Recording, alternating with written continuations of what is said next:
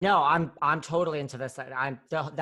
I'm obsessed with the psychology of it, Yeah, which is and this, that's one of the points. Cause like, so if 10 other defendants hypothetically were charged in okay, 2019, just so you know, there was BravoCon was in November of 2019. So November of 2019 is when Andy Cohen announced we're creating a Salt Lake franchise. So basically this filmed, so she either knew or just joined the show when those other 10 people were indicted. yes. She I didn't mean, film. She didn't timing film. wise. She filmed after. Yeah. So like when those 10 people were charged, would she know necessarily or not No, necessarily? definitely not. I Okay. mean, they just unsealed her indictment, which means listen, she could have a hunch because uh, things could have changed. It also depends on how close she actually is to the daily operations of this fraud scheme, or if she's just Right. letting it run on autopilot and taking money out Right. and got, all these people who are working underneath her. But that's what I was saying about the psychology of the sociopath who is a white collar criminal, which is totally different than the psychology of a sociopath who is a blue collar criminal. You give me the street guys any day, your bank robbers, your drug dealers, your racketeers, running numbers, prostitution. They'll look at their indictment and they'll go, I did that. I didn't do this. I'm fighting on this. Can you get me 7 years on that? So what do you think? 12? Like, they are used to being in jail. They tell you the truth. They're like, that wasn't me. That's another guy. This I did. The white collar criminals will perpetrate the fraud on you.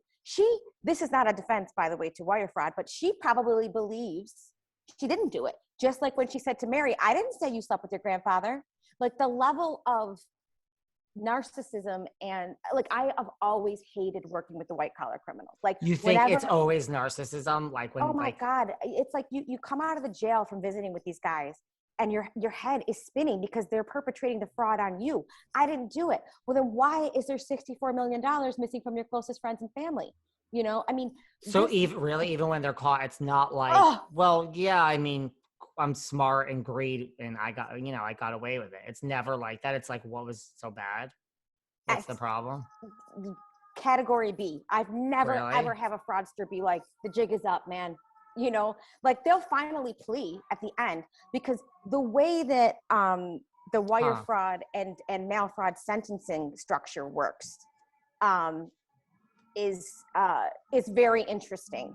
And you can tell that the feds already have an eye on enhancements for her, because the indictment itself already says that they targeted a vulnerable community, age 55 and older, and Right. people that aren't tech savvy.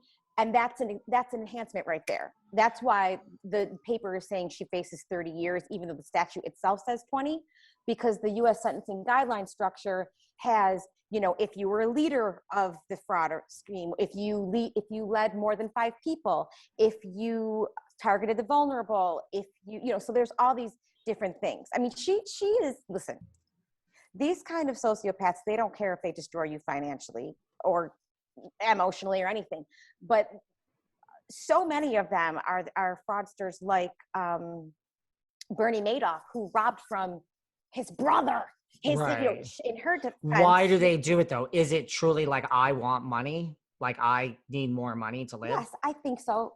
I And mean, I'll you would say think, that I would like as much money as possible. Like, let and me so just would say I. that. Yes, And I'm I just would not think going to steal it most from people people. would want, like, I think if you go around and ask, I don't know, 100 people, I think all 100 would say, I'd like millions more, I would Yeah, think. especially the ones that already got the millions is the problem. Right. But